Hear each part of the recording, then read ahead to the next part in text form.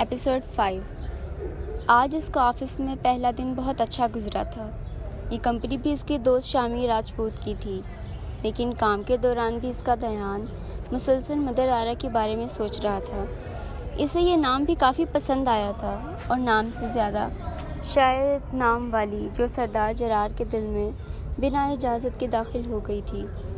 वो ऑफिस से वापस घर आया तो भाई की कॉल आ गई, जो इससे आज का हाल चाल पूछ रहे थे। बाकी सब तो ठीक है भाई, लेकिन आज जो मैंने देखा और जो सुना मैं भूल नहीं पा रहा। वो अपनी बेचैनी भाई से शेयर करने लगा। ऐसा भी क्या देख लिया आपने जरार? भाई, क्या अमीर लोग बहुत बुरे होते हैं? क्या वो ज़मीन पर चलने वालों को अपने से कमतर समझते हैं? वो मदर आरा की बातें भाई को बताने लगा। हर अमीर ज़्यादा बुरा नहीं होता जरार, लेकिन ये भी ज़रूरी नहीं कि हर अमीर ज़्यादा शरीफ भी हो। कई लोगों को दौलत का भी ज़म होता है और अपने से कम लोगों को हकीर से भी हकीर जानते हैं। लेकिन कुछ ऐसे भी होते हैं जो बिल्कुल शो ऑफ नहीं करते। बाबा की मिसाल तो आपके सामने है, बल्कि आपकी मिसाल भी वाज़ेह है। आप में भी दौलतमंद होने का गुरूर बिल्कुल भी नहीं है। वैसे जरार, ये सारी बातें किसने की आपसे? मालिक अख्तर को तजस्सुस हुआ। नहीं भाई, मुझसे तो किसी ने नहीं कहा, बस कहीं और से सुनी तो आपसे पूछ लिया। चलें भाई, मैं बाद में बात करता हूँ आपसे। अल्लाह हाफ़िज़। ओके, अपना ख्याल रखिएगा जरार। अल्लाह हाफ़िज़। वो बिना चेंज किए वहीं बेड पर टांगे लटकाए लेट गया। जरार जैसे संगदिल बंदे के पहलू में भी हलचल शुरू हो गई थी। तो क्या ये मोहब्बत का आगाज़ था, या फिर मोहब्बत के आगाज़ का कोई अंजाम? मालिक अख्तर के गांव के चौधरियों का बेटा आपके मुकाबले में खड़ा हो रहा है। ये बात आपको मालूम थी? सरदार बख्तियार ने बेटे से पूछा, जो अपनी बेटी के साथ खेलने में मसरूफ़ थे। जी बाबा जान, ये बात मुझे मालूम थी। वो बेटी को मुलाजमा के हवाले करते बोले। तो फिर तो बहुत मसला हो जाएगा मालिक अख्तर। बाबा थोड़ा परेशान हो गए थे। वो जानते थे वो किस किस्म का लड़का था। पावर आते ही इसने अपने पावर का यकीनन गलत इस्तेमाल करना था। वो क्या, इसका पूरा ख़ानदान इस किस्म के कामों में मुलविस था। शराब नोशी, जुआ, स्मगलिंग और सबसे बढ़कर औरतों का कारोबार। लेकिन सबूत होने के बावजूद भी वो लोग आज़ाद थे। बाबा जान, परेशान ना हो, इंशाल्लाह सब ठीक हो जाएगा। ये बात गांव वाले भी जानते हैं वो कैसा इंसान है। कुछ भी ढका छुपा नहीं है लोगों से। वो चाहे कितने भी कोशिश कर ले, मुझे यकीन है इसे इस गांव से एक भी वोट नहीं मिलेगा। ये हमारा गांव है बाबा जान, यहाँ के लोग हमारे लोग हैं। वो लोग अपना अच्छा बुरा सब समझते हैं। अव्वल तो इसे पार्टी की टिकट ही नहीं मिलेगी, लेकिन ऐसा हो भी जाता है तो इसे कामयाबी हासिल नहीं होगी इंशाल्लाह। बेटे की बातों से इन्हें थोड़ी हिम्मत मिली थी, लेकिन वक्त ने इनसे के साथ क्या खेल खेलना था कोई नहीं जानता था। वो सरदार जरार था, इसे कौन नहीं जानता था।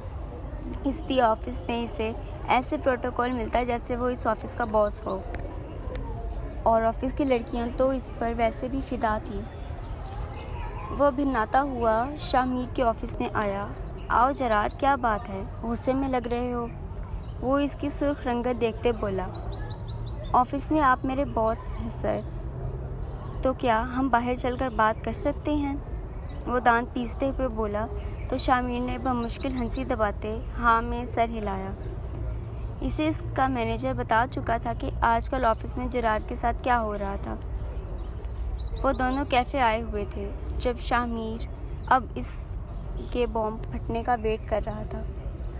कमीने, तूने ऑफिस वालों को क्यों बताया मेरे बारे में? मैं यहाँ बाकी सब की तरह एक एम्प्लॉय हूँ शामिर। मुझे बॉस वाला प्रोटोकॉल नहीं चाहिए था। यही सब मुझे मेरे ऑफिस में भी मिल सकता था। रिलैक्स जरार, क्या हो गया है अगर सबको बता दिया तो? मैं नहीं चाहता था कि कोई तुमसे किसी किस्म की बदतमीज़ी करे, इसलिए सबको बताया तुम्हारे बारे में। यार प्लीज़, मुझे वैसे ही ट्रीट करो जैसे बाकी सबको किया जाता है। मैं यहाँ सरदार जरार बनकर नहीं आया, एक मामूली सा एम्प्लॉय जरार बनकर आया हूँ। मैं यहाँ सीखने आया हूँ। ایک باس اپنے ورکرز کو کس طرح ٹریٹ کرتا ہے، وہ کیسے بزنس کرتا ہے، اس کی کیا اسٹریٹجیز ہیں، میں یہ سب یہاں سیکھنے آیا ہوں۔ مجھے VIP ٹریٹمنٹ نہیں چاہیے۔ وہ اس بات پر تحمل سے بولا۔ اوکے ریلیکس، میں باقی سب کو سمجھا دوں گا، اب ریلیکس ہو اور کافی کا آرڈر دو۔ شامیر ٹانگ پر ٹانگ چڑھائے بولا۔ مہربانی آپ کی شامیر صاحب، اور پلیز اپنی فیمیل سٹاف کو تو خصوصی سمجھا دینا۔ وہ اس کے سامنے ہاتھ جوڑتے بولا تو اس بار ان کا کہکا بے ساختہ تھا۔ چودھری رحمت کے بیٹے چودھری قاسم کو ٹکٹ مل چکی تھی، جس کی وجہ سے ان کے ساتھ والے گاؤں میں خوب گولہ باری ہو رہی تھی۔ لیکن وہیں سردار بختیار اور ملک اشتر بہت پریشان تھے، لیکن انہیں پوری امید تھی کہ گاؤں والے کبھی بھی انہیں ووٹ نہیں دیں گے۔ چودھری بختیار نے خوب کوشش کی تھی کہ کسی طرح سے قاسم کو ٹکٹ نہ ملے، لیکن وہ کوشش بھی رائے گاں چلی گئی۔ چودھری قاسم کا جیتنا گاؤں والوں کی تباہی تھا۔ چودھری کے گاؤں کے لوگ بھی ان سے بالکل خوش نہ تھے۔ وہ لوگ چاہتے تھے کہ ان کا سردار بختیار بنے، لیکن چودھری رحمت کے ڈر اور خوف سے وہ لوگ کبھی نہیں کہتے تھے۔ اگر کوئی ان کے خلاف کچھ کہتا تو ان کی آواز ہمیشہ کے لیے دبا دی جاتی تھی۔ نہ بچوں پر کوئی رحم تھا، نہ عورتوں پر۔ عورتوں کو تو وہ لوگ اپنی ملکیت سمجھتے تھے۔ کئی بار لوگ چھپ کر سردار بختیار کو ساری بات بتا چکے تھے، لیکن سردار بختیار چاہنے کے باوجود بھی کچھ نہیں کر سکتے تھے، کیونکہ وہ گاؤں چودھریوں کی ملکیت تھی۔ لیکن اب قاسم کا سیاست میں حصہ لینا اور بھی پریشانی کا باعث بن چکا تھا۔ جیسے ہی مروہ اندر داخل ہوئی تو سامنے نظر پڑتے ہی کئی لمحوں تک وہ بے یقینی سے وہیں کھڑی رہی۔ وہ سامنے بیٹھا مسکرا رہا تھا، لیکن آنکھوں میں آنسو بھی تھے۔ وہ MK تھا، کسی کی پرواہ نہ کرنے والا، اور رونا تو وہ شاید جانتا ہی نہ تھا، لیکن سامنے اپنی زندگی کو دیکھ کر اور خود کے زندہ ہونے پر شکر ادا کرتے وہ رویا تھا۔ مروہ، میرا بچہ، یہاں آؤ میرے پاس میری جان، وہ باہیں پھیلائے بولا تو وہ بنا پلک جھپکائے اسے دیکھتے آگے بڑھی۔ آہستہ سے مروہ نے اپنا کانپتا ہوا ہاتھ اس کے چہرے پر لگایا۔ لمس محسوس ہوتے ہی اس نے ایک لمبی سانس کھینچتے اپنا ہاتھ پیچھے ہٹایا۔ اتنی ناراضگی، مجھے دیکھنا بھی نہیں ہے؟ مروہ کے پیچھے ہٹنے پر وہ دکھ سے بولا۔ مجھے یقین کرنے دیں، میں ایسا خواب کئی بار دیکھ چکی ہوں۔ مجھے خوشیاں راس نہیں آتی۔ اگر یہ بھی خواب ہوا اور ٹوٹ گیا تو شاید اب میں اگلا سانس بھی نہ لے پاؤں۔ وہ روتے ہوئے بولی، یہ خواب نہیں ہے، حقیقت ہے، میرے سینے سے تو لگ کر دیکھو۔ وہ نم آواز میں بولا تو مروہ جھٹکے سے مڑتی اس کے گلے لگتے رو دی، جبکہ MK کا بس نہ چلا کہ اسے اپنے سینے میں چھپا لے۔ بہت برے ہیں آپ MK، بہت برے، وہ روتے ہوئے بولی۔ مجھے تو لگا تھا میرا وارم ویلکم ہوگا، لیکن یہاں تو مجھے ہی برا کہا جا رہا ہے۔ MK، وہ اس کے گردن میں منہ چھپائے شدتوں سے روتی۔ مروہ جان، رونا بند کرو، سب ٹھیک ہے، میں ہوں نا اپنے بچے کے ساتھ۔ اب بس کوئی غم تمہیں چھونے بھی نہیں دوں گا۔ وہ اس کا چہرہ صاف کرتے اس کے ہونٹوں کو چومتے بولا۔ وعدہ کریں مجھ سے دور نہیں جائیں گے اب۔ وہ اپنا ہاتھ آگے کرتے بولی، آنکھیں ابھی بھی بھیگی ہوئی تھیں۔ وعدہ کرتا ہوں، کبھی نہیں رلاؤں گا، کبھی دور نہیں جاؤں گا، وہ واپس اس کے سینے میں بھیجتے ہوئے بولا۔ خاندان والوں کو پتہ چل گیا ہے کہ MK کو نہ صرف ہوش آ گیا بلکہ وہ آج واپس بھی آ رہا ہے۔ سب جانتے تھے کہ سوائے معصومہ کے MK نے ہی منع کیا تھا، وہ اپنی بیٹیوں کو سرپرائز دینا چاہتا تھا۔ اس لیے سب کو صفا نے ڈنر پر انوائٹ کیا تھا۔ پہلے بھی کئی بار وہ دونوں حویلیاں ایک دوسرے کو انوائٹ کرتے رہتے تھے، اس لیے یہ سب بھی معصومہ کو نارمل ہی لگ رہا تھا۔ جبکہ میکال کو غائب دیکھ کر زینب نے سکھ کا سانس لیا، ورنہ اس کے سامنے تو بیچاری کو سانس بھی نہیں آتی تھی۔ نہ جانے کیا بات تھی، وہ میکال سے بہت ڈرتی تھی، یا پھر میکال کی نیچر کہنے۔ لیکن ایک بات تو طے تھی، بھلے وہ بہت ڈرتی تھی لیکن اس سے محبت بھی بہت کرتی تھی، اور یہ کہنے کی ہمت اس میں ساری زندگی نہیں آنی تھی۔ ساحل کہاں ہے؟ وہ سب لوگ بھی خان مینشن جانے والے تھے۔ سب لوگ تیار ہوئے باہر کھڑے نواب صاحب کا انتظار کر رہے تھے، لیکن وہ لارڈ صاحب ابھی تک باہر نہیں آئے تھے۔ جاؤ مرحال، ساحل کو بلا لاؤ، محمل نے اپنی بیٹی کو کہا، جو دوراب کے ساتھ فون پر اپنی پکس لے رہی تھی۔ میری بیٹی تمہارے بیٹے کی نوکرانی نہیں ہے، آ جائے گا خود ہی، مرحال کی بجائے جواب دوراب نے دیا۔ وہ آپ کا بیٹا بھی ہے، محمل بولی تو دوراب نے فوراً نام میں سر ہلایا۔ میرا بیٹا اتنا سست اور لیزی نہیں ہو سکتا جتنا تمہارا بیٹا ہے۔ اس سے پہلے کہ دونوں کی لڑائی شروع ہو جاتی، مرحال نے اندر جا کر ساحل کو بلانا بہتر سمجھا۔ ہاں، میں نے تو اسے ڈاؤن لوڈ کیا تھا نا، جو صرف میرا بیٹا ہے۔ سارے آپ کی مہربانی اور کرم نوازی تھی۔ مرحال کے جانے کے بعد محمل دانت پیستے ہوئے دوراب کے نیچے جھکتے اس کے پھولوں گال چوم لیے۔ یہ سب اتنا اچانک ہوا کہ محمل کو پتہ بھی نہ چلا۔ شرم کریں دوراب، اگر بچے دیکھ لیتے تو؟ وہ شرم سے بولی۔ تو کیا؟ اپنی بیوی کو کس کیا ہے، پڑوسن کو تھوڑی نہ کیا ہے۔ وہ کندھے اچکاتے بولا، آپ کے ہونٹ کی کاٹ دیتی اگر پڑوسن کو کس کرتے تو۔ وہ جل کر بولی تو ہنس دیا۔ دردانہ واقعہ کے بعد وہ بہت حساس ہو گئی تھی۔ دوراب کو لے کر اتنے میں وہ دونوں بہن بھائی باہر آتے دکھائی دیے۔ جہاں پناہ زار جلدی تیار ہو کر جایا کریں۔ ساحل کو دیکھتے دوراب نے کہا تو محمل نے فوراً بیٹے کی سائیڈ لی۔ اچھا نا، اب چلیں بھی، ماموں آنے والے ہوں گے اور ہم ابھی تک گھر کھڑے ہیں۔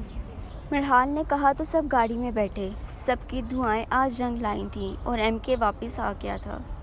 بابا واپس آ گئے ہیں اور وہ ہانی کے بارے میں پوچھیں گے، ہم انہیں کیسے بتائیں گے دائم بھائی، جبکہ ڈاکٹر نے انہیں سٹریس لینے سے منع کیا ہے۔ میکال بہت پریشان تھا، لیکن بتانا تو پڑے گا نا میکال۔ اگر ہم کوئی بہانہ بنا دیں تو کل کیا کہیں گے، اور ہو سکتا ہے جو کام اتنے سالوں میں نہیں ہو سکا وہ بڑے پاپا کر دیں۔ ہو سکتا ہے وہ ہانی کو ڈھونڈ لیں۔ مت بھولو کہ وہ ایم کے ہیں۔ ناممکن کو بھی ممکن کر دکھایا ہے انہوں نے، تو سوچو ہانی کو ان کی لاڈلی بیٹی تھی۔ انشاءاللہ سب ٹھیک ہو جائے، تم ہمت نہ ہارو، دائم نے اس کا کندھا تھپتھپاتے کہا۔ انشاءاللہ بھائی، چلیں آپ گاڑی لے آئیں، میں بابا کو باہر لاتا ہوں۔ اوکے۔ صفا، آنی، ماما اور بھائی کہاں ہیں؟ صبح سے دکھتے نہیں۔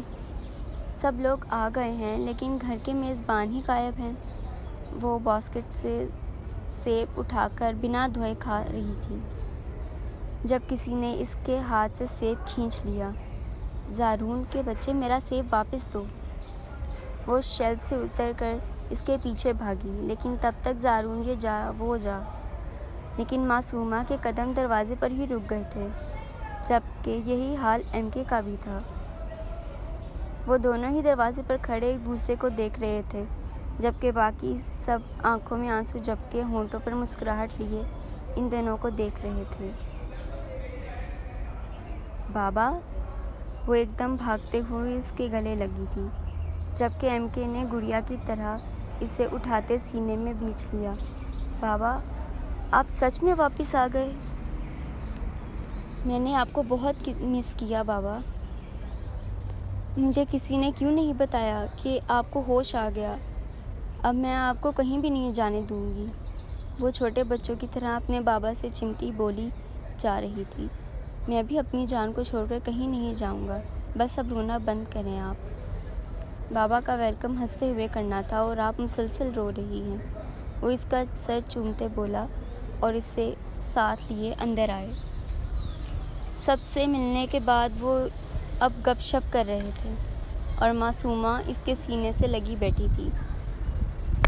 سب سے مل لیا لیکن ہانی نظر نہیں آ رہی، اور نہ ہی بلاول اور سعدیہ۔ فیملی یہاں موجود ہے، سب کہاں ہیں؟ اور اس وقت سب گھبراتے تھے۔ بلاول اور سعدیہ کے بارے میں سعید صاحب نے بتا دیا تھا، لیکن ہانی کا کوئی بھی نہیں بتا رہا تھا۔ جب ایم کے کو رائم والی بات پر خاص یقین نہ آیا۔ ہانی کہاں ہے مروہ؟ اب کے اس نے بیوی سے پوچھا۔ ایم کے کا پوچھنا تھا کہ وہ لاکھ کوشش کے باوجود بھی آنسو چھپا نہ پائی۔ اس کے آنسو نے ایم کے کچھ تو جان گیا تھا۔ مجھ میں ابھی اتنی ہمت ہے کہ میں کوئی بھی خبر برداشت کر سکوں۔ بتاؤ کیا ہوا ہے ہانی؟ کہاں ہے ہانی؟ اس رات ایکسیڈنٹ میں ہم نے ہانی کو کھو دیا تھا۔ جواب ماہر نے دیا۔ ہمیں ہانی کہیں نہیں ملی تھی۔ سب نے بہت ڈھونڈا لیکن کہیں اس کا پتہ نہیں چلا۔ آپ کو جب ہاسپٹل لایا گیا تب صرف آپ دو ہی تھے، ہانی نہیں تھی۔ جبکہ یہ سن کر ایم کے دل میں دردناک ٹیس اٹھی۔ اولاد کا دکھ ہر دکھ سے بڑا ہوتا ہے۔ زہرا بیگم کی کہی بات اس کو یاد آئی۔ 1 سال پہلے ہی صداقت اور زہرا بیگم کا انتقال ہو گیا تھا۔ سب لوگ ہی وہ سب یاد کرتے غمزدہ ہو گئے۔ آپ سب پریشان نہ ہو، انشاءاللہ ہم سب مل کر میری بیٹی کو ڈھونڈیں گے۔ وہ سنبھلتے بولا، اب اسے خود کو مضبوط کرنا تھا، اپنی فیملی کے لیے، اپنے بچوں کے لیے، خاص طور پر اپنی بیوی کے لیے۔ انشاءاللہ